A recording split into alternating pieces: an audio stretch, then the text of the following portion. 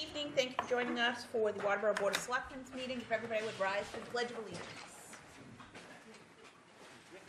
I pledge allegiance to the flag of the United States of America and to the republic for which it stands, one nation, under God, indivisible, with liberty and justice for all.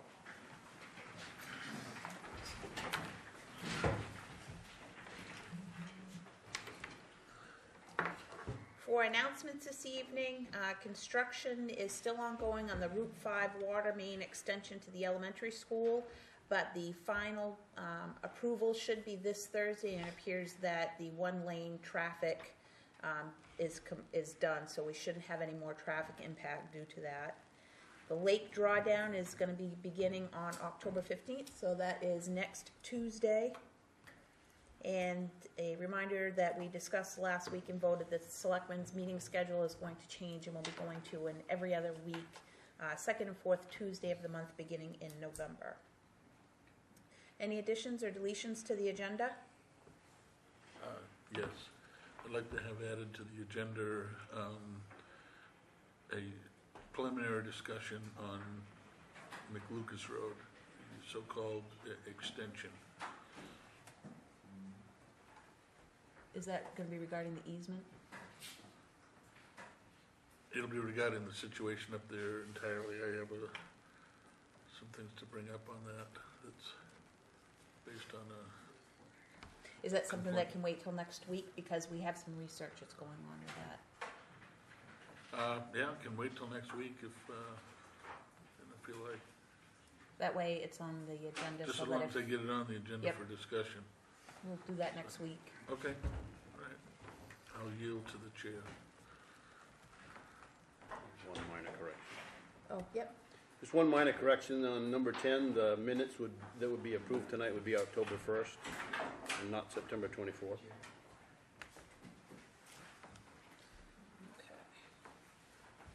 All right. We have no appointments this evening. Is there anybody from the public that would like to speak? Okay, seeing none, we'll move along to correspondence. We have Representative Libby's newsletter. We have the EcoMaine School Recycling Grant information and the York County Shelter Program information. Reports and staff initiatives, the Assessors Agent to discuss vote on abatement request. Jerry. I came in on time tonight. Madam Chairman and members of the board, we've done this a few times. I think this is number 4. And we have abatements before you. And I don't know how you want to handle them. Do you want to do them any different than? Well, abatements number 36 and 37 are going to be related to the identified computer issue. Yes. So do we want to take those and get those wrapped up? Yeah. I will move that we accept the recommendation on the abatements that have to do with the computer error. So it'll be 1436 and 1437. Is there a second? Second. Any discussion? All those in favor? Okay. So the next one will be 1438. 1438 is a combination. It's both a new one for the board and also a failure.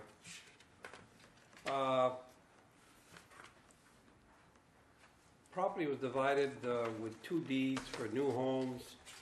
The new homes are built. The land that was divided is being assessed now. And what happened is it did not get removed from the main parcel. In other words, they split 2 lots, built 2 houses, and the main parcel did not have the right acreage. It wasn't corrected. And that's what you have before you. The large amount that you're seeing is part of the numbers that we've had bounce around.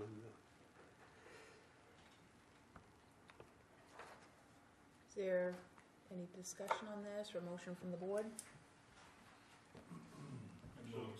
Move to accept the assessing agent's recommendation. Is there a second? Second. Any discussion? So this was taxed as a house lot, Jerry, or? Well, no, this was, Layton's up there, up on the hill. He's working up at the top and is dividing 2-acre lots and built a house on each. What happened is it was not taken off of his main empty parcel up there. He still has some vacant land up there. So, Talking about Granite Ridge, right? Yeah, thank you, Granite Ridge. so what was the $2,600? What was the tax on it?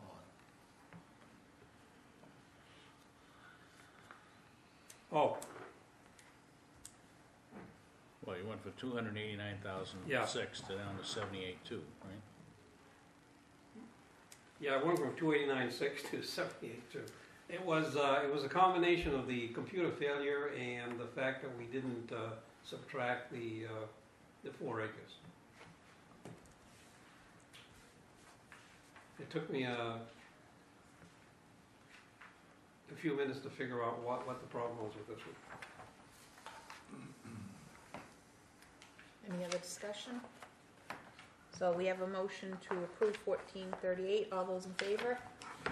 Opposed? 1439? Yes, the next 4 are personal properties accounts. This account is CIT Technology. They no longer have equipment leased in the town, and therefore we normally abate these. Wild Blue Communications, another personal property. It's a duplicate assessment. The property is being taxed under another account, which is 329. I don't know whether they had both names. Sometimes they change their names, and we think it's a new company, and we pop in a tax bill. I don't think that's the case here. We've got 3. We're missing. Oh, you got 3? Maybe we're missing, it looks like we're missing 1440. We've got 1439, 1441, and 1442. Oh, 1440 is Wild Blue. Yeah, I didn't have that. You didn't get one either? I Yeah, didn't get it a must have stuck. 1440. Want me to hold that off Yeah. till next time? So 1439, 1441, and 1442 are all Okay. personal. 1441 is personal property, Coactive Capital Partners LLC. The account, this is strange. They reported that they had $62,000 worth of leased equipment in the town. We thanked them and put it in the computer. Come to find out when they got the tax bill that they sent it to the wrong town. It belongs in the city of Bangor.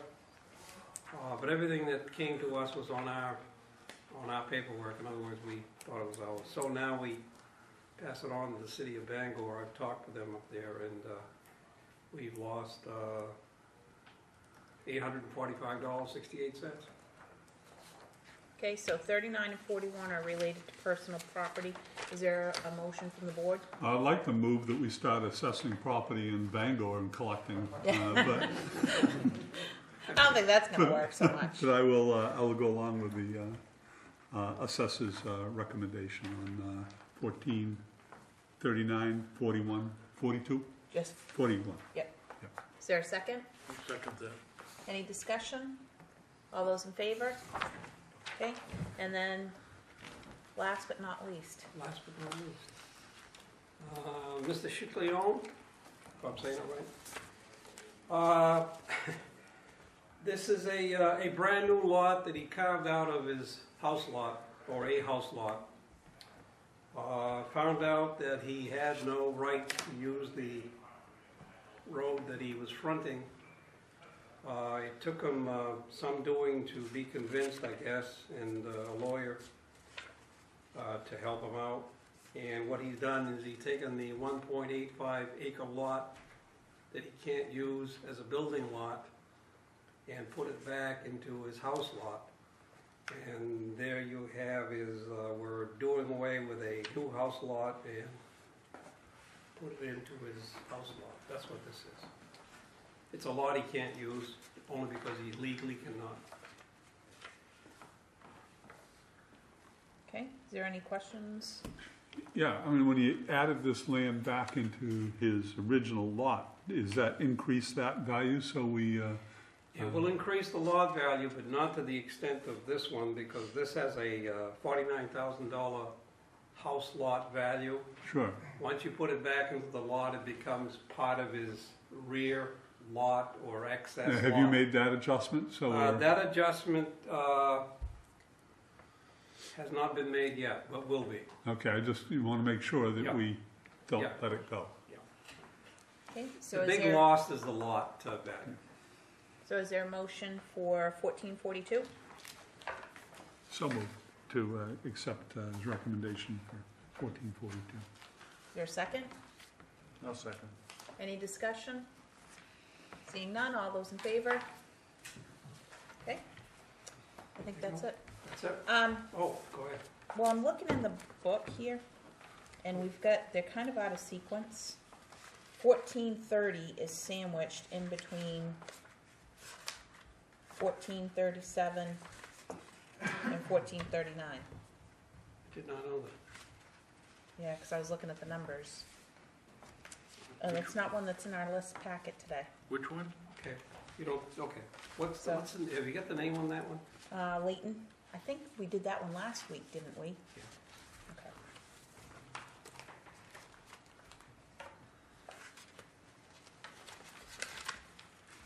Okay, anything else? No, All right, thank you. thank you, Jerry. Moving on, the Old Home Days Committee is not going to be here this evening, so move on to Saco River Cable TV and the Cable Television Committee, which is Dave.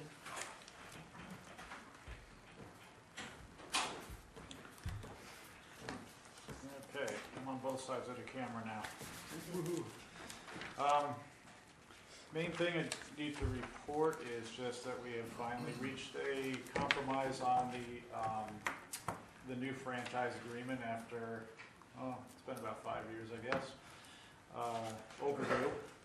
And it's fair. It's fair. Time Warner came in with a pretty low number. We had a number we felt we needed to support all of the towns and the TV station for the equipment. This is the equipment piece that mainly that I'm looking at here. We kind of went back and forth and were able to negotiate a middle of the road number that works for everybody fairly well. The town is going to get about $10,500 in equipment monies, and that is, at this point, kind of reimbursement because we've already upgraded here because we couldn't wait for them any longer because everything was kind of falling apart. And on the other part of that, I discovered that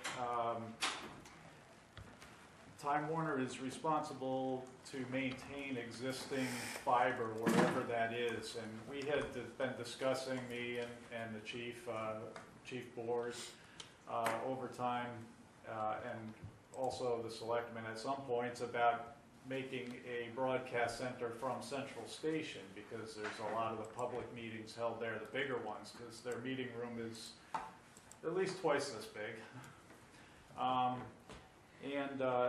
As it turns out, we have cable run to that building.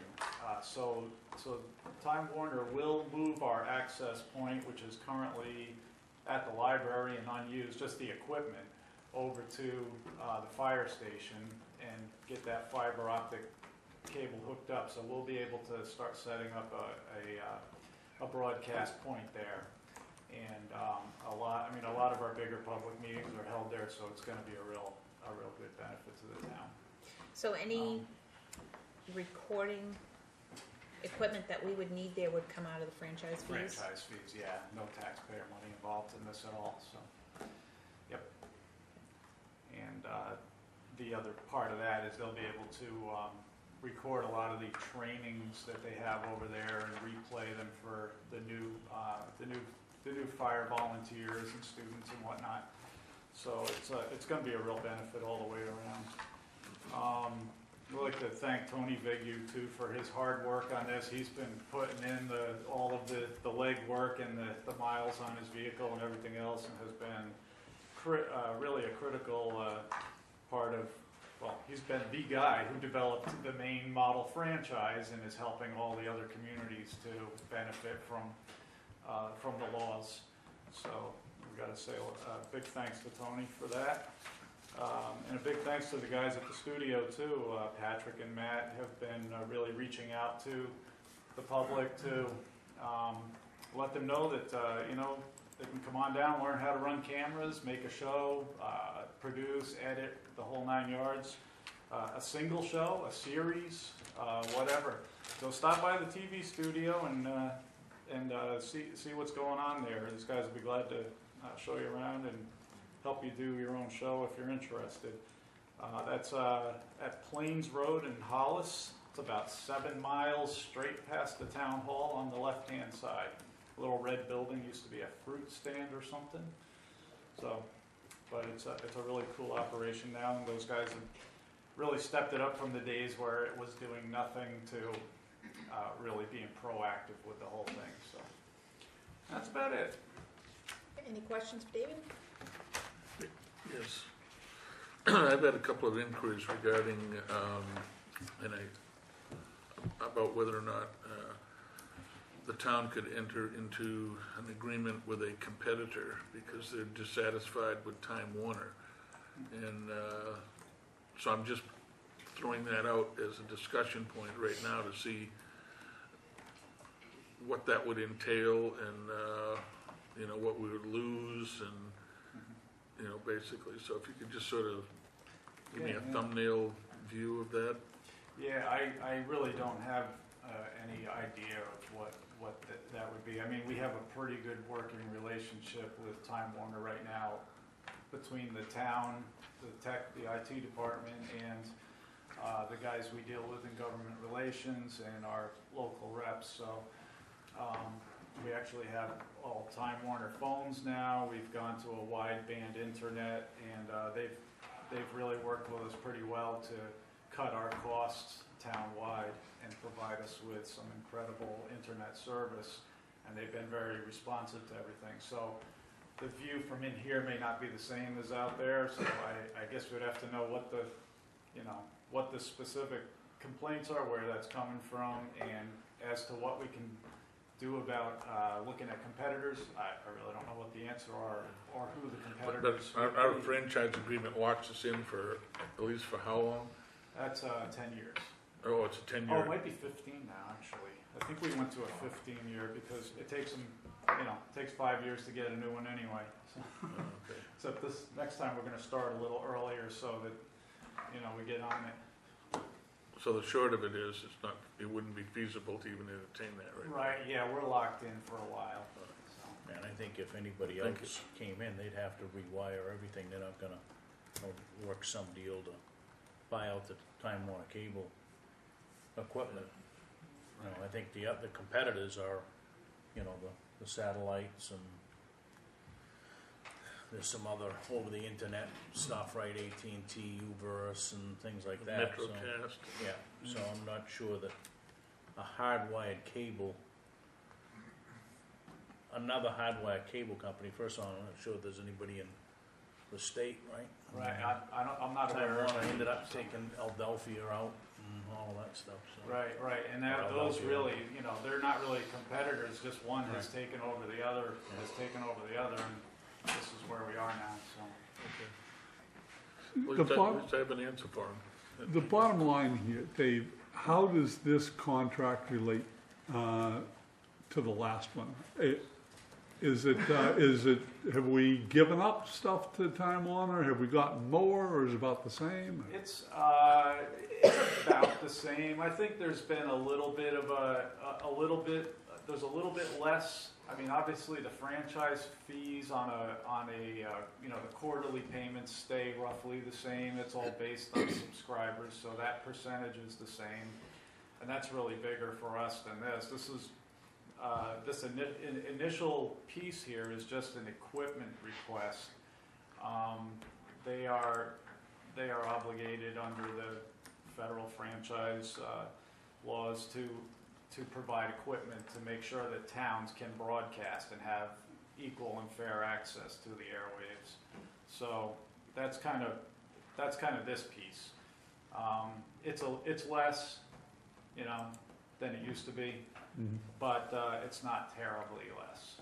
So we did kind of find a middle ground. We had a higher number, you know, increasing cost and trying to really make sure everything was up. They had a lower number because they're looking at the bottom line. I mean, you know, and we don't have to talk about how much they make because everybody knows. So I don't want to go there, but you know, we did find a compromise number that got it done, you know, without having to go through the whole court process, which was where we were headed. We did initiate a letter that said we were invoking the formal process because it was just dragging and we were at a stalemate, and that caused some movement, and we did find what we think is an equitable compromise. So. Okay, anything else? All right, thanks, Dave. Thanks. Moving on, Selectmen's reports. Gordon? No, I'm all set. John? Oh, excuse me, wait a minute. I apologize.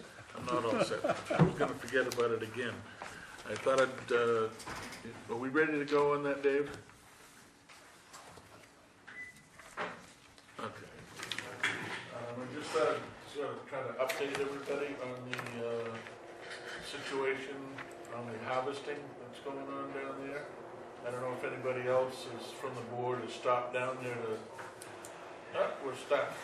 There we go. Self-clearing. It'll knock it over.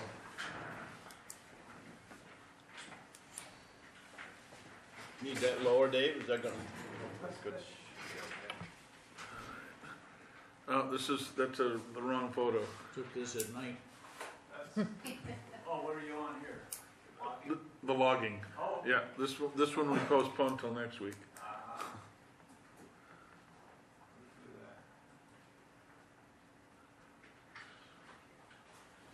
This is just, are off, but it help a lot. what's that? Can't If see. the lights are off, but it help. Yeah, that's better. Okay. This is just, I took a little while one afternoon down there to just kind of watch them. It's, the guy in that rig right there was pretty good. I mean, he could pick those up and swing them around and get them where they were. There's nobody on the ground that handles anything. This thing cuts the branches off and cuts the trees up, and he moves them around to the different piles, and all right from there. He's pretty handy with that. If you want to cycle through, Dave. Yeah, that's just some of the other logs right down there. And again, that's the skidder coming through from the back. He actually drags the trees out to where the other unit can pick it up and go from there. And,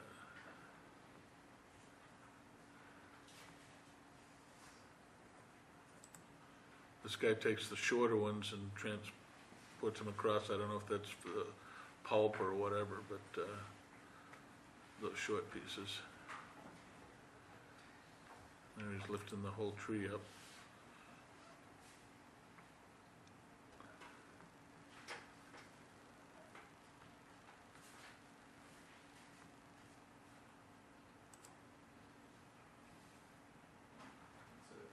Good, thank you. And that's it. Very cool. Seems to be, doing real well down there. And so if you get a minute, you ought to stop down and watch them, because it's kind of interesting. It's kind of like the show on Discovery Channel, Axeman, right in Waterboro, huh? Yeah, I guess. When that saw gets going, it sends quite a plume of sawdust up from there. I know that. Excuse me? It's down at the town's transfer station. Yeah. Okay. Anything else, Gordon? No, I'm all set now. Thank you, Dave. Thanks. John? Last Wednesday, I went to the Maine Municipal Association convention and attended a couple of sessions. The one that I was most interested in, and that I'll report on tonight, was entitled Civility in Town Hall.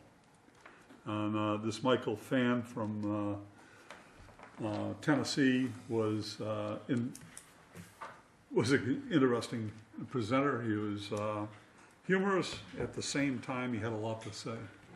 But if I broke it down simply, is defining civility as respect, restraint, politeness. And I think the restraint is when you have the emotions that someone incites in you, or some part of work, that you have restraint and don't just fire out on it. He had kind of an interesting study at the University of Tennessee of people that were polled. 89% quoted that civility in the workplace was a problem. 90% of the same people polled said that they personally were not rude. So that kind of sets the stage for maybe some reality training as to what is rudeness and what is civility.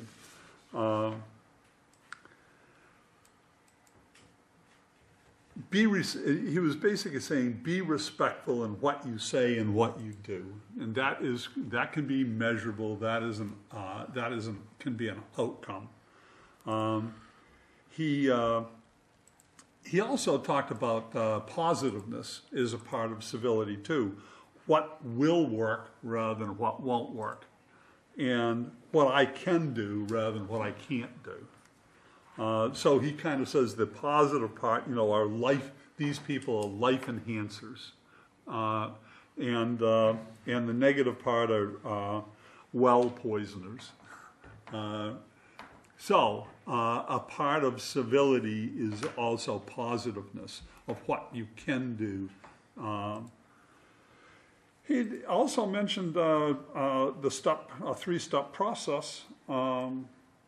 That one starts with developing a policy, and it said make it positive as productivity in the workplace, not a whole list of what you shan't do, but here's what you should do. And then after the policy, training across everybody in the workplace.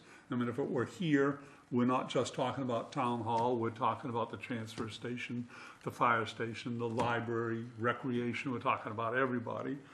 And then the step 3 is making it a cultural of civility. So you have a culture of civility developing out from the original insight of the policy, the training, and then top-down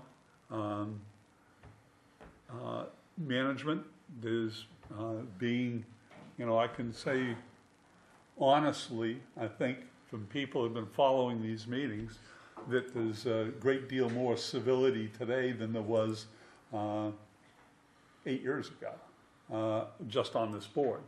So it's awful hard to ask people across the that are working for the town of Waterboro to be civil when the Board of Selectmen isn't.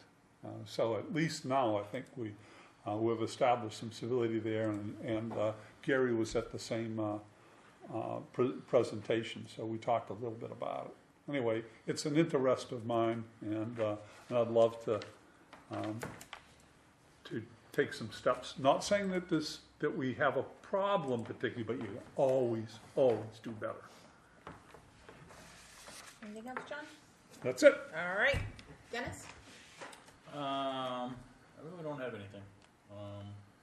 EcoMaine had an open house the other day, and just as a reminder, and it really goes to the schools, there's an application for the schools to pick up $10,000 worth of grant money for recycling if they want to fill out the information, and I believe that is in the process of happening at RHU 57. But other than that, So this information was sent to the schools? yes. David?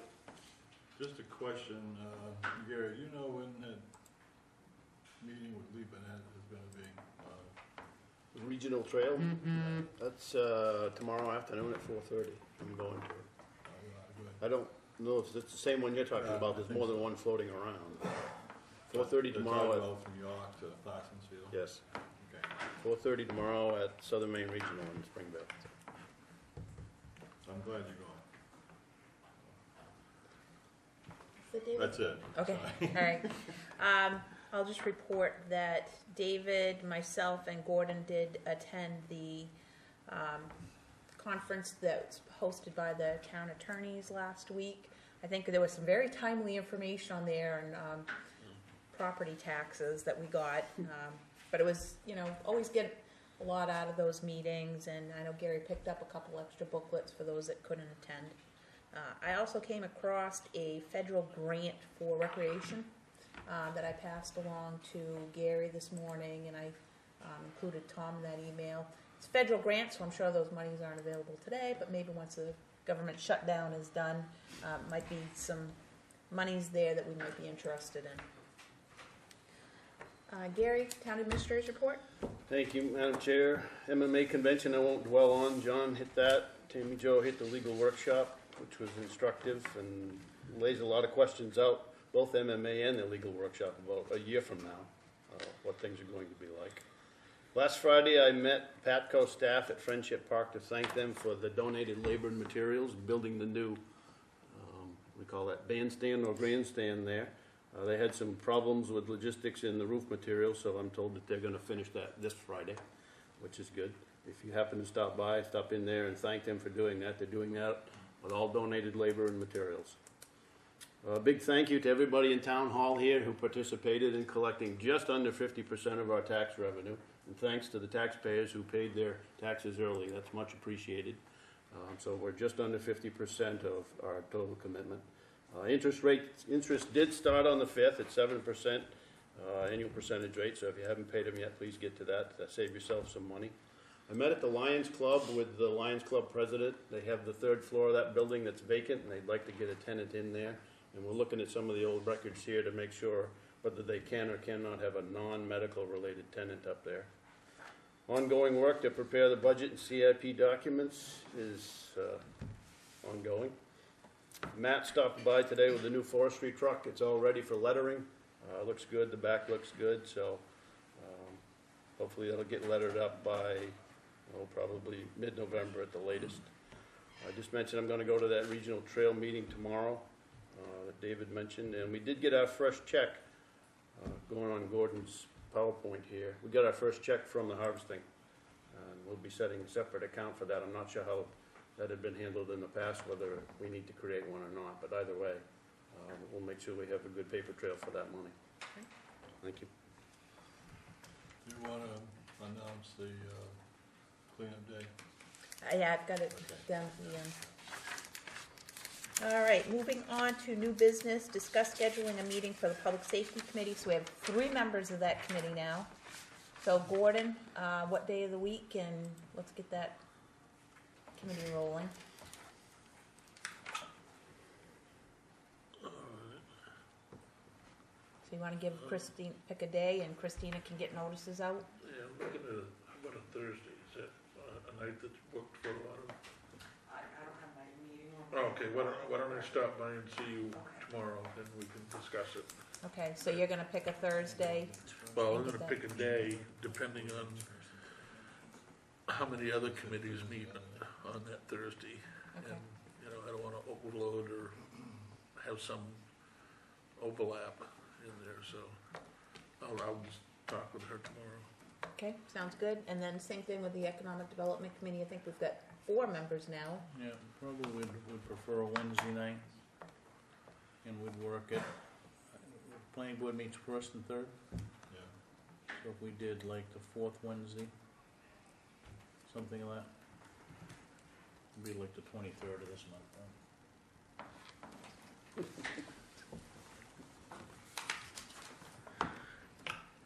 Want another night? No, I'm jumping down to 9 days. Oh, So what'd you say, the 23rd, Dennis? Yeah. So Christina, if you can check that, just make sure that we're clear on that date, and we'll set a time. And Okay, great. Be nice to get those two committees moving again. Okay, moving on to old business, consent agreement. So this has been on our agenda for several times, and we have received a number of documents related to this that I think everybody's had the time to look over.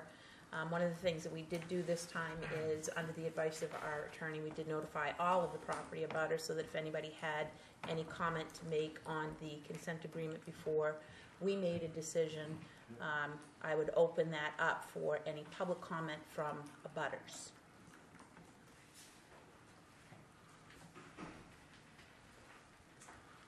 Good evening.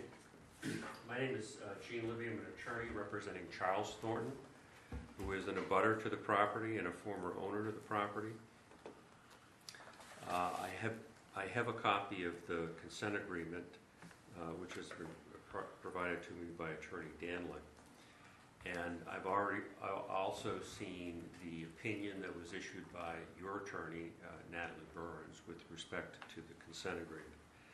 And I guess my first comment to you, consistent with what Attorney Burns has told you, there's really no reason for the selectmen to enter into this agreement.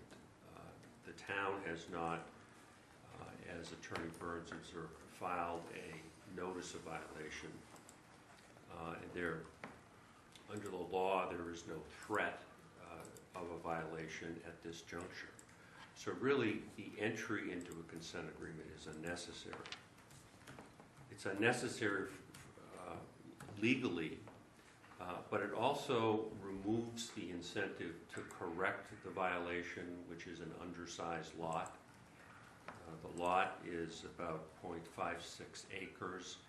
Mr. Thornton wanted to make it clear that he has the land and he is willing to sell land to create either a legal 40,000 square foot lot, which is the minimum lot size in the village district, or an 80,000 square foot lot, which would allow it to be a two-family. I had provided to the council through the town administrator, Mr. Lamb, a comparative market analysis that was done by a local realtor, Bailey Realty, for some adjacent land which we would make available to Mr. Machado to create a legal 40,000 foot lot. There is also some land out in back which could be made available as well, and Mr. Thornton is willing to convey that as well. My fear is that if there's a consent agreement, then the incentive to correct the violation, which is readily available, is eliminated. The reason I provided the selectmen with the comparative market analysis was to address the concern that I heard voiced at the last meeting that the price might not be reasonable. Mr. Thornton is willing to make the price the property available at a reasonable price, at a fair market value. And with this consent agreement, which essentially maintains the status quo, that incentive is gone. There is a third reason. It's unnecessary. There is land to correct the violation, but there is an important concern with respect to the location of a right-of-way on the property. Attorney Burns commented on this in the letter that she sent to you, and she correctly observed that there's nothing that can be done to extinguish that easement, and that's the easement across the now Machado property to land in the back, which we believe is owned also by Mr. Thornton, Charles Thornton. The difficulty with the consent agreement as written is it not only fixes, but essentially grants the violation to continue without knowing where that right-of-way is on that property. And without knowing where that right-of-way is, and without knowing if the house, the original house, which was not built on a foundation, the original house was built on cinder blocks because it wasn't intended at the time Mr. Thornton put it there to be permanently located there. And that's why there was no permanent foundation under the original structure. So the point that I'm trying to make is that we have an easement across that property. The location of that easement is unknown, but the consent agreement in paragraph 1 says it shall be permitted to remain in its location in the present configuration. And I think that's a dangerous precedent if we know that there is a superior right granted in a prior deed of a right-of-way over that property, but the exact location of that right-of-way is unknown. Now, while the right-of-way can't be extinguished, certainly if the addition to the property encroaches on the right-of-way, then there is an additional problem.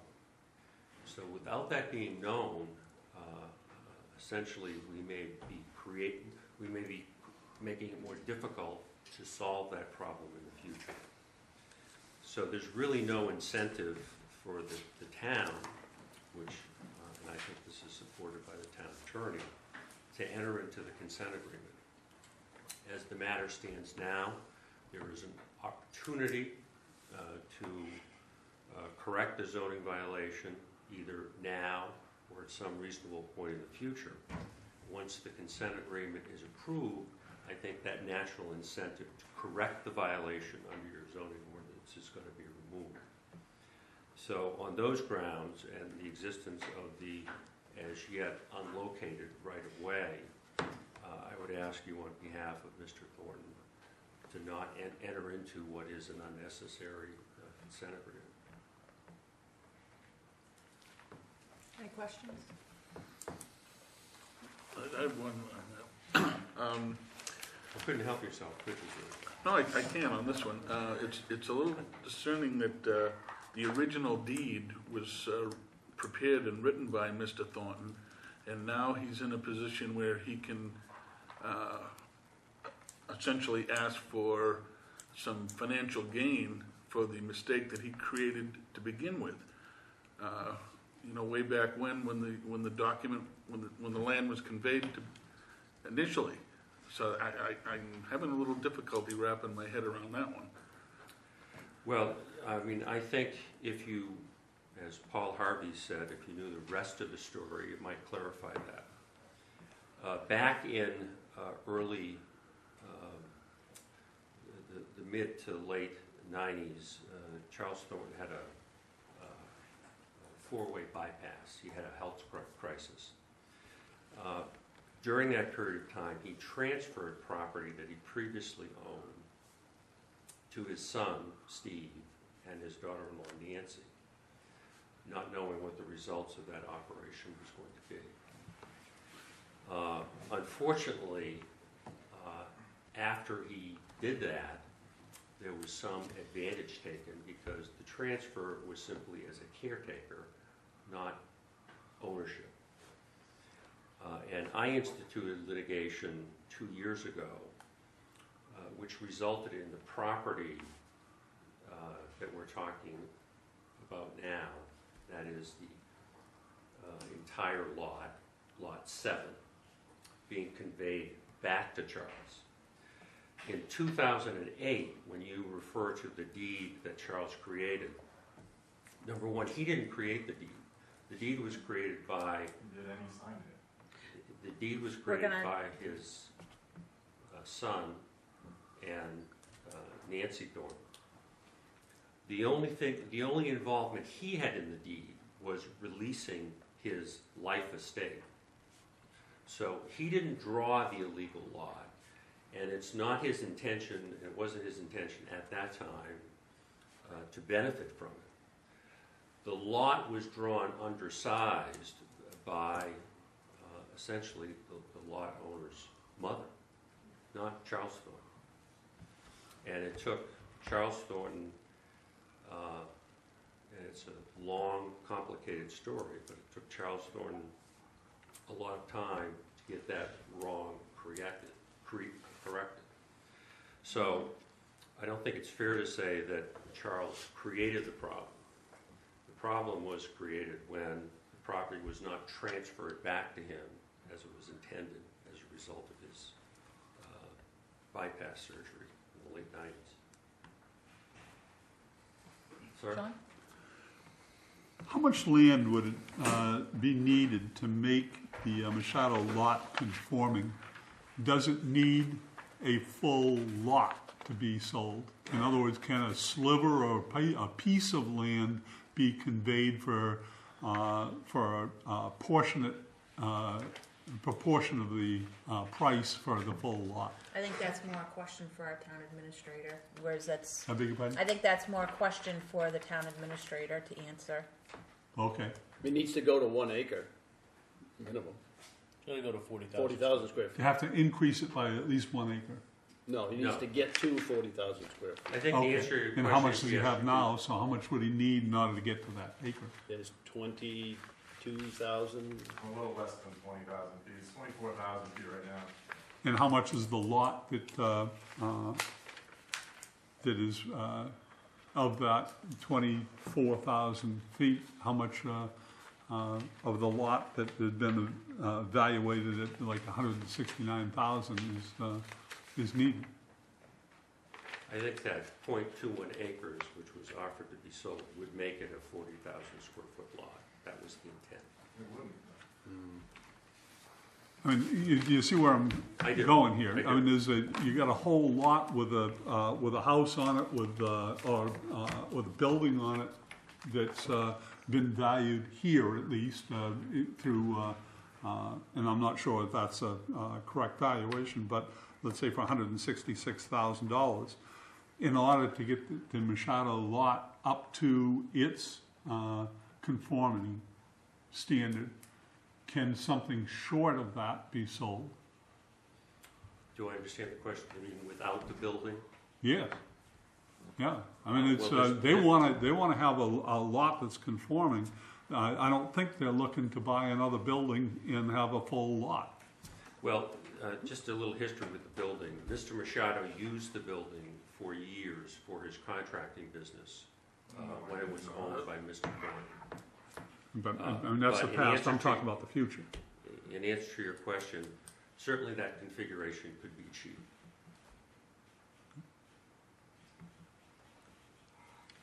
Other questions? Okay, thank you. Thank you. I'm gonna assume that you wanna be heard. I would love to be here. I don't know where to start. I mean, I guess we start with. First of all, I'm going to start with the fact that my grandfather did not have surgery in the late 90s. It was Okay. the mid 2000s. I'm just making What a I do clarification here want to do if they is get I the wanna savings. keep the family dynamics. I totally out of it as understand, much but you as just went through the You whole went deal through the with whole him, thing so with I'm them, just so correcting some time period issues. obviously I never used this building for my business. But the fair market value that you keep referring to, I got a copy of that, and it doesn't even specify what they're assessing. That's for the whole lot of his house. It states 0.2 something acres, but it never even says what's there. It doesn't say that there's 2 buildings on that lot. It doesn't say anything about anything. Just that it shows 3 comparable buildings from way outside of town. I don't even know where they're from, and nothing else. There's no detail at all in that. So I don't know how you're taking this market value. I mean, I thought we had this already established anyways, that we're not in the market to purchase land. That is, we're not here to buy land. We were given a lot by Mr. Thornton, and we have been here every week since to try to get this straightened out, since we were alerted of it by your code enforcement officer. We've lived in this house for like 7 years. We pay taxes every year. Not even 7 Well, years. we've lived there in for this house 13 since years, but 2000. we've owned it now for 7 years. That's when my and we've gotten grandmother taxes. gave it to me. One of you at a time, Yeah. please. I'm sorry. In 2000, we moved in after my grandmother gave us the house. And it was not a temporary solution. I was given the home. outright to live in the rest of my life. And in 2008, I talked to my grandfather, my uncle, my mother, and my father. And my grandfather drew up the current deed. My grandfather did. He also came down here and he had people sign it and notarize. All right, so this wasn't a temporary thing. This home was built on a foundation. It is on the foundation of a building that has been there since the 1950s. We are on a current footprint of a building that has been there since the 1950s. It burnt down in the late 50s. So there is a foundation that a block foundation is on top of, because we couldn't dig through a foundation. One of you at a time. So I don't want you guys to understand that this is on a foundation. There is a permanent structure, and it has always been a permanent structure. It's where my great-grandmother lived when she retired and came to town to live with us. It's always been there for a long time. So it wasn't a temporary thing to be given back at any time. So, I mean, I thought we had already gone through pretty much everything that he brought up already. I know we've talked about this many, many times now. Is there anything that you would like to know from us that we can tell you the facts of what's going on? Is there any other information that you need to make a decision? Good. There seems to be a distinct conflict of opinion as to how the original document came to be. It was my understanding from previous discussions that Mr. Thornton had crafted that document. Absolutely. And when I broached that with his attorney quite frankly said that there's more to the story, and that in fact he did not craft it, that he signed it. You got to understand that Chuck is and was, or I don't know if he is still or was, a real estate broker. He knows how this stuff works. He's done this many times, and if you look in the file, he's sued the town more than one occasion. He knows how all this stuff works. That is why he created it. Heather's parents don't know anything about this. It's why he signed it. It's why we had all of them sign it. We wanted to make sure that there were no problems when we did this. Gary signed it, who's here today. Chuck signed it, who's here today. And both of Heather's parents signed it, who aren't here today, obviously. But I think all this is mute, because there's no question of whether the deed is legal. We know the deed is legal. We're not here asking you whether or not you're going to tell us the deed is legal or not. We're here looking to make the property that we have okay for what it has been okay for the last countless number of years. We've paid taxes, got building permits, got occupancy permits, and other things. We would like our property to be legal. I think each and every one of you who own a home understand the value of your property being a legal piece of property. I've built that house with my own two hands. We've lived there since 2000 and never mortgaged it. We are very responsible people, and to have this happen to us has completely thrown us for a loop. We've done everything by the books. We've come, we've got permits, we've done everything right. We're standing here today asking you to help us fix this. Well, I think there's some culpability issues all the way around. But none of it is our fault. In the beginning, the document that allowed the house to be placed there with an undersized lot was something apparently that was overlooked by the then code enforcement officer. Well, I guess, shame on us. But subsequent to that, when you applied for a building permit, on the application itself, when it asked for lot size, someone, I don't know who, I still but don't believe someone, that that's the original paper that was in there, because of course I know how to fill out a building permit, and it was done correctly when I did it. well, what I'm saying is that somehow it appeared on that application that the lot size was 40,000 square feet, and that's what the subsequent CEO based a decision on to grant the permit. Well, I don't think so, because Patty spoke with her directly, and she told me directly that it was not big enough to do a dual family or even a single family.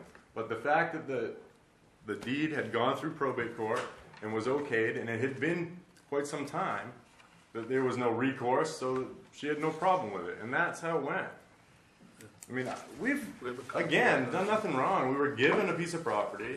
I, of course, wanted to improve on it as our family grew over the years. I did everything I was supposed to do.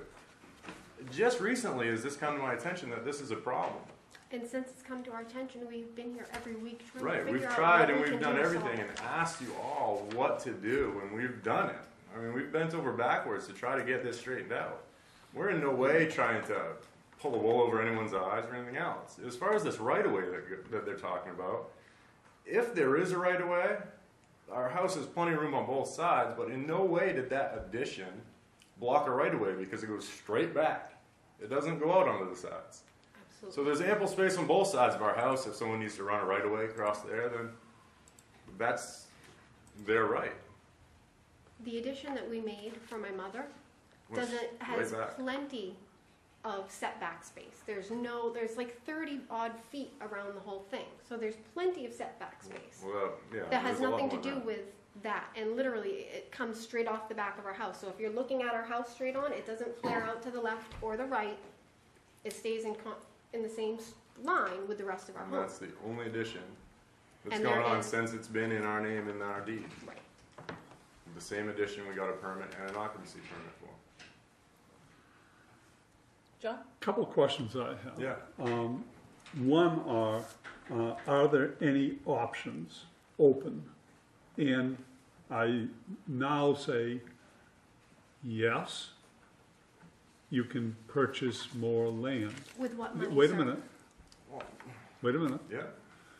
If it is to purchase land with a building in for $166,000, maybe that option doesn't exist. So that is that's not answered, whether there still are options or not. If there were no options available, my inclination would be to go toward the consent agreement. The other We've question I discussed this a number have of is, times. does a significant hardship exist if you do not have the consent agreement? It does. And I've asked you Of course that it does. before, and I think some of us have asked you that. I mean, as your to own why lawyer did you says- come before us now? Your own lawyer explains the hardship it would create on us. Of course it does, because that essentially holds our investment over our head. It affects Potentially, I'm talking Well, about no. a significant hardship now. the hardship. Would The hardship is that we don't officially own our house. Yes. A house that I've built with my own two hands and put hundreds of thousands of dollars into. You're telling us that we have a That home. essentially that is you're going to illegal. keep and hold that hostage over us. Right. I'm not telling you anything, I'm asking a Okay. question. I think I answered the question. We've talked about this many, many, many times, and I thought we were all very clear and understanding about the purchase of land. We don't have money to go buy land. Like I Nor said can I before. mortgage my house to do it. Right. We couldn't Nor even will I mortgage it. finance it through Charles. So, I mean, I hate to get right down to brass tacks, but the end of the conversation is that there's no way that anyone can make us buy land. So it's not There's an option. there's no recourse. We've gone over this and over this and over this, and I feel like I'm just beating a dead horse at this point. No one can make us buy land. We don't feel that it would benefit us in any way to buy that land. Again, we were given this piece of property as it sits. We've done everything we're supposed to do.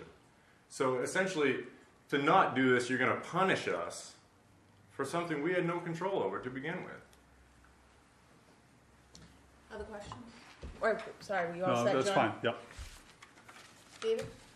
Okay, so you got a permit to build a house. No, the house was there. We got a permit Okay. to do an addition. Addition, Okay. okay? And it was known that it was undersized, but they agreed to it. When I got the building permit. Yeah. And then you got another permit, right? No. Then we got an occupancy permit. Okay, but you got it, Oh, yeah. even though it was undersized or whatever. Yeah. And then recently, the current CEO notified you that it was in violation. Correct. Right. Notified us that he had a letter from Mr. Thornton that our lot size was undersized, but he would be happy to convey that land to us for, I think it was $288,000 at the time. Okay. That's All all. set, David? Dennis? Yeah, my only comment is that you've been in the construction business for a long time, and I think we're not naive enough to to think that you don't know that you needed 40,000 square feet to build. I'm not a developer. I don't claim to be a I don't care developer. whether I'm you're not a developer. a general You're certainly- contractor, and if you'd like me to bring in my contracts, it states You're certainly. clearly you're that I certainly- do not handle permits. You let me finish? Absolutely. You certainly have been around the building trades long enough, you know what size lots are required. I disagree with you. Okay? All right. This is this is a lot, whomever signed the deed, and there's 4 signatures on the deed, all right? It was created an illegal lot, okay? Shame on us for not putting our hand up and saying, that's it, Okay. right? It's an undersized lot, you can't do anything with it, all right? Shame on us for letting the CEO allow you to add the final addition on it. The result is the town has no recourse to enforce those laws, Right. okay? So, for you to say that we're holding a gun over your head, we're not holding any gun over your head, all right? The gun is that before you can do anything with the property, like sell it, okay, then you have to resolve the undersized lot problem, Which okay? we've been trying to do. Okay? So I'm not sure why the town has the responsibility to fix this when I think all the players are in the room that can fix it. Now, whether or not that's Well, additional. I think you're looking at it addition- wrong. No, I'm not looking at it wrong. The fact of the matter is, we have a non-conforming lot. The town didn't participate. But you can't say that the town has no liability now. I'm telling, the liability the town has, or the mistakes that the town made is that we really can't now take you to court and say you gotta go fix this. Right, but Okay? at the same time, you're going to Nor do we have the obligation to say, we're gonna give you a consent decree, all right? So that now you're free and clear to go do whatever you want with the property, sell it, whatever you wanna do, all right? There is a fix for the issue. We've had developments in this town where there was too close to the property line and people have changed lot lines in a development, okay? I don't think this is really the same thing, but continue. All right, Yeah. but there were other solutions to take care of the problem. All right, I think there's a solution to take care of the problem. Unfortunately, what that requires is some maybe. What it requires is money on our part to be able to buy Well, land, which we don't have. I mean, we got a culpable party that signed the deed, right? And I think to some extent, all right, maybe cooler minds have to prevail and say, let's fix this thing once and for all right? Because that, the original deed, or the deed in 2008 created the Eagle lot. All right? So the town, I think, and again, shame on us for not throwing a block, because we should have, all right? Should have when you came to add the last addition on. The previous additions were all done when the property was the right size. Didn't matter. You had the whole lot 7 when all of those permits were done. No, 35 feet around my home is all I have. 35 feet. But that did not restrict the ability to get a building permit, because the lot 7 had enough property for you to do anything that you wanted to do when you put the second floor on, all of those kind of things. As soon as the deed got cut that said, Right, here's we understand 0.56 acres, right? Right, That becomes a substandard lot in the town of Waterboro, in that zone. right, we Okay. understand that. And the town of Waterboro, shame on us again, okay, for the assessor not picking it up when the split came, or the code officer not picking it up, and somebody saying, whoa, you can't do this, right? And it has to be fixed. Understandable. And the town could have done something, at that point in time. To exacerbate that, we had a CEO that said, well, it is what it is, here, have a permit to add on to it. That wasn't the day that we got it, though, either. You gotta realize that. It's not like the permit that we got to do it was the same day that we got the... I understand that. The I'm not deed saying did I'm it. not saying it wasn't. Okay, It was well, a quite couple of some years time later. went by. So. It was a couple of years later. It was in Yeah. 2010 or something, right? Yeah. So I'm not saying that that's all, but the fact of the matter is that it's an undersized lot. We further exacerbated the problem because we've added on to it again, okay? And that permit should have never been issued by the town of Waterboro. Okay, so our penalty out of all of this from a town is we can't enforce our zoning ordinance. right? Okay. Right. Yeah. We can't now say, okay, we're gonna go enforce the code, the zoning ordinance because, you know, we're culpable in the fact that we didn't do anything about it. So let me ask you this though. How are we What supposed to do reason this? would you have not to give this the consent agreement? What possible reason would you have to not grant it for us? My issue is if that, and I've always looked at consent agreements, is if there is no other alternative, reasonable alternative. There I isn't. understand, I Okay. understand. But what I'm saying is that Chuck and you folks need to come to some agreement that doesn't represent, and well, I'm not gonna get it, you know, I don't Yeah. think the town needs to get into negotiating Well, it's a little late between, at this point. okay? But the fact of the matter is that, you know, the town is not gonna enforce the fact that you got a substandard lot. Right. Okay, if we vote not to approve a consent order, all right? The hurt to you is that you're not gonna mortgage the property, you're not gonna sell the property, because there's not Well, a it's bank great around. hardship to us Not- because There's that's a not a large bank, investment. there's not a that bank we've- around that will help. There's a right? large investment that we've put I into understand this. that, okay? But I'm So what you not want us to naive do? enough to think that you didn't have some awareness that when you added on this in-law I apartment. told you your own Okay. CEO told me that it was That was the The first time we realized it was undersized, sir. right. Okay. This Absolutely, was given that to was the us. first time. It's not like we're in the back corner writing this stuff up for you. I mean, these are This was given to us like this. We my- didn't know that it's it was just- undersized. I We just- assumed he wrote it up the I right just size. have. you I know, you want to assume that we had some prior No. knowledge this was the No, wrong I'm thing. just That's what saying, you're you saying. got is your you- husband that's a contractor. no, Get a he's CEO builder. that said, you I'm get a a builder, and CEO, there is a okay, difference. get a CEO that said you got an undersized lot, but I'm gonna give you a permit anyway.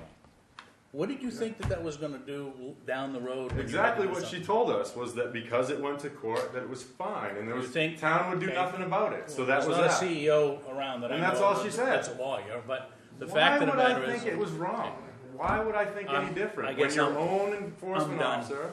I'm done, Okay. because you're not listening, so. I'm trying We to, are, but we you're just- saying the we same don't thing over and understand. over and over You again. want us to entertain the idea of either coming up with some solution with him, which there isn't other than buying land off him. And we have no means to buy land off him.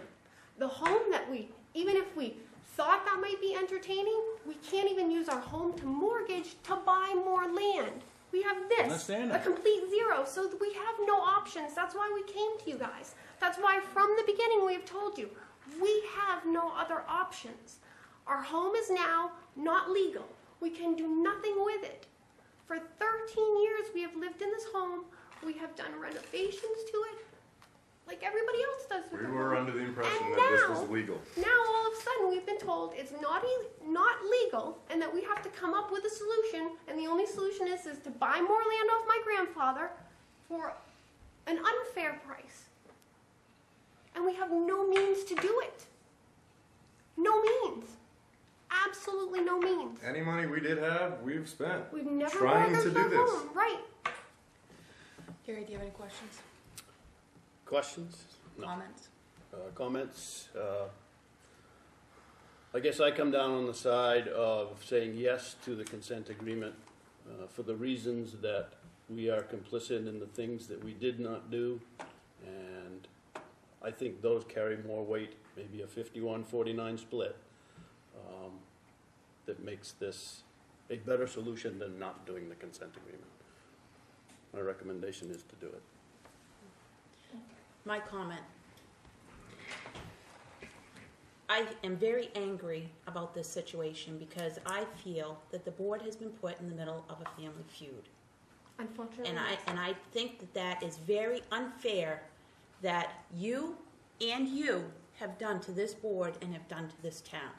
We haven't didn't- done anything. We are in a position that if we agree to the consent agreement, we're gonna have one party that's unhappy. If we don't agree with it, you're going to be unhappy. And your attorney has come in here and basically said if we don't approve it, that there's gonna be further court action. There has There to has be. to be. We are stuck. So, I am angry at the position that the board has been put into. Unfortunately, but Mr. Mitchell is the one Heather, that started this whole You need deal. to stop. I'm sorry. But at this point, I am leaning towards the consent agreement because I think that the town, I'm thinking the same way that Gary, is that I think that the town had a hand in this. And that we should have, our CEO should have stopped this before it happened. Are there any other comments? Is there a motion from the board? I make a motion that we approve the consent agreement. Is there a second? I'll second it. Is there any discussion? I am going to vote to approve it because I do feel the town has a responsibility here. We made a mistake twice, and it's unfair to have these people held hostage. Is there any other discussion?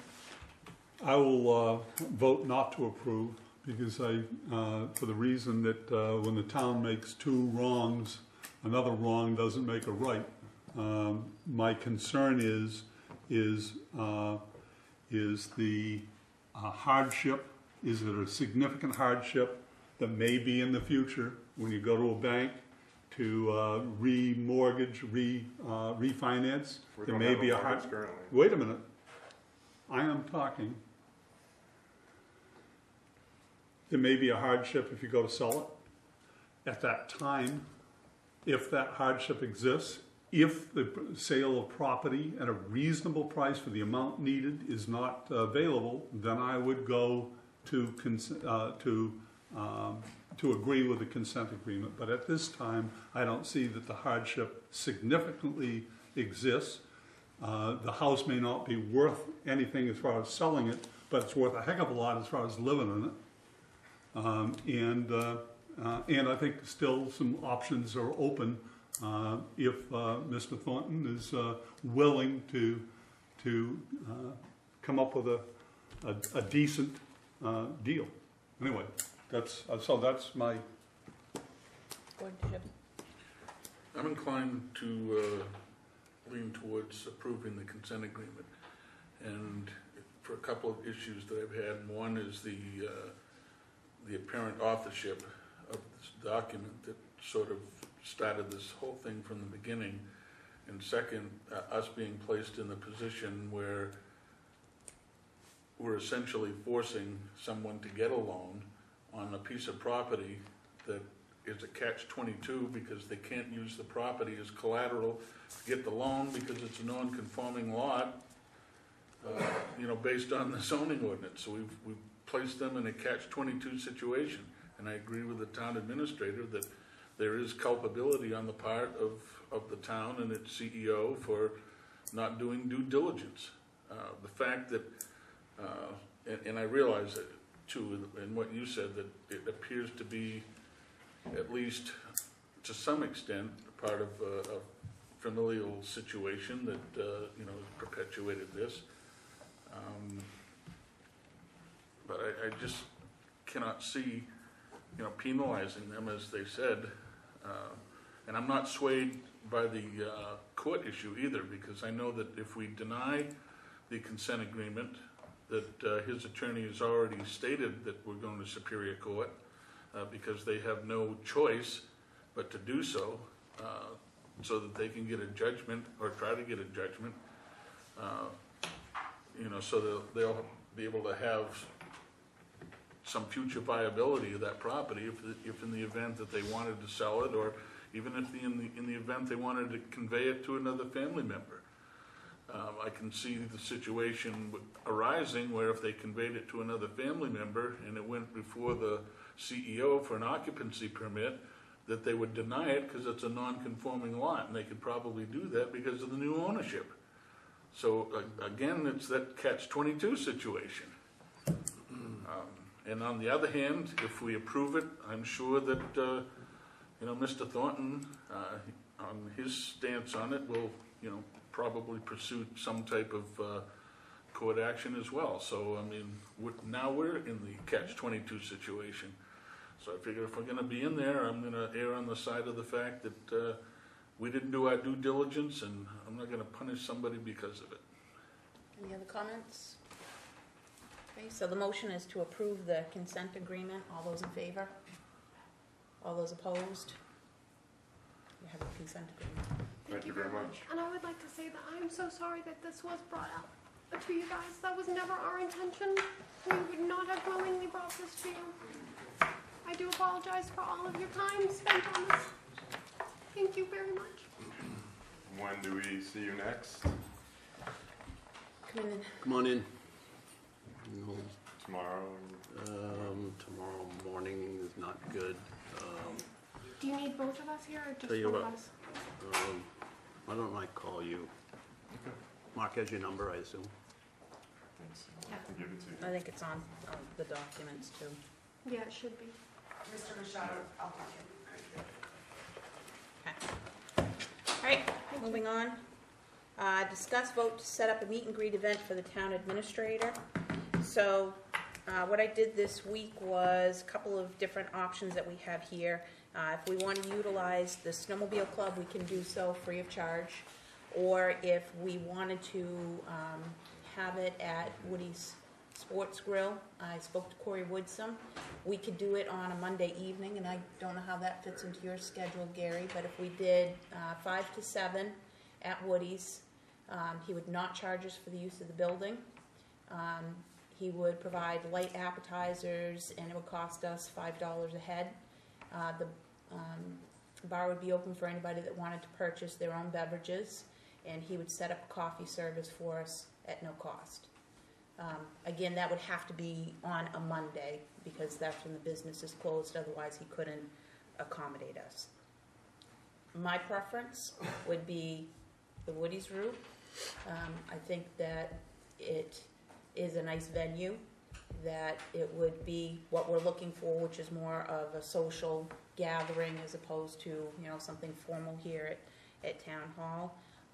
It means that we know that everything is going to be taken care of without staff having to put the effort into shopping and preparing and cleaning up and whatnot. Gary was going to get some dates together for us. One of them got blown away by the EDC meeting, so I'm down to October 16th on a Wednesday. I stayed away from Mondays, but Monday's not a bad night, so, So could you do a Monday? yes. So discussion from the board. Can't do next Monday. Well, we'd have to go at least a couple weeks out because we would have to let folks know about it and whatnot.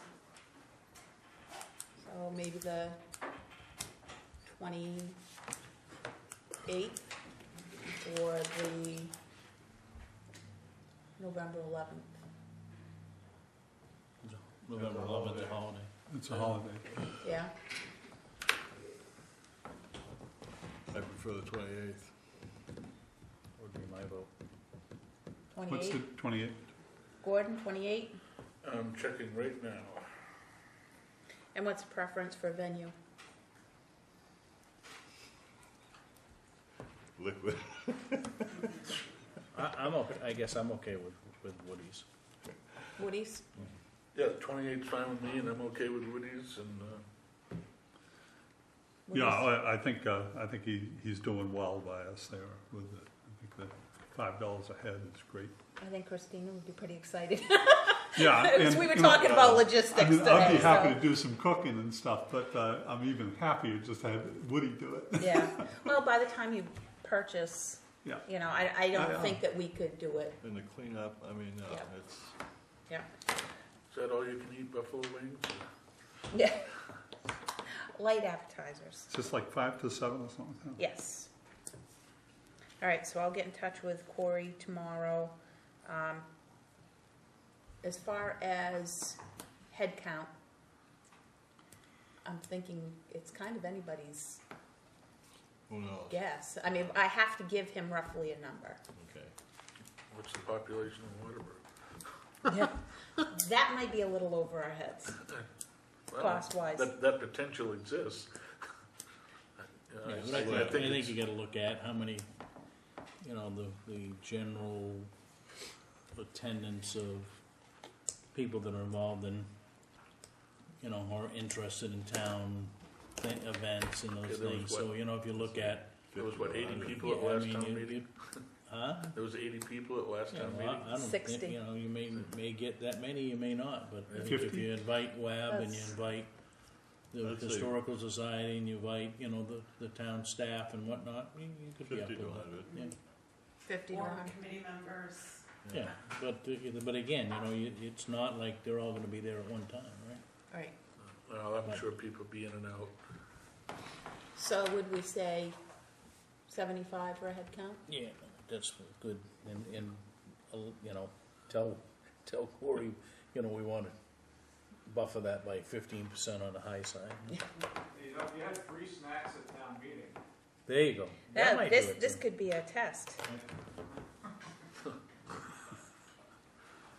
Okay, so I'll get in touch with Corey tomorrow, kind of finalize stuff, and report back next week. Wife Judy will join us, but she gets out of work in her new job at Southern Maine at 5, so So she'll be there she'll by be a few 5:30. minutes late. So. Oh, she did get hired? At one of their practices, yes. Staff nurse. Okay, so we'll have a final report out on that next week. Other, I would entertain the motion to sign the minutes of the October 1st, 2013 meeting. Is So moved. there a second? Second, yeah. All those in favor? Okay. Staying. Pending decisions, discuss making policy changes relative to the use of social media. Gary and Gordon are still working on that. Both of those are in process, yeah. Okay, and Public Works is also in process. Mhm. So the week's action list, we have Gordon that's gonna be stopping in to see Christina tomorrow to set a date for the Public Safety Committee. We've got a date set for the EDC Committee, so we'll need to get a notice out to those members so that they're aware of that.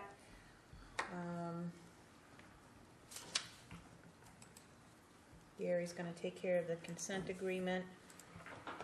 So, That'll actually, that was drafted, but was that drafted with your signatures or mine? I'm not recalling. I think it was usually yours. we sign Yeah, them. you have to, you voted, that's right, yeah. I got a question. Was my motion seconded? Yes, by Gordon. Okay. Yes.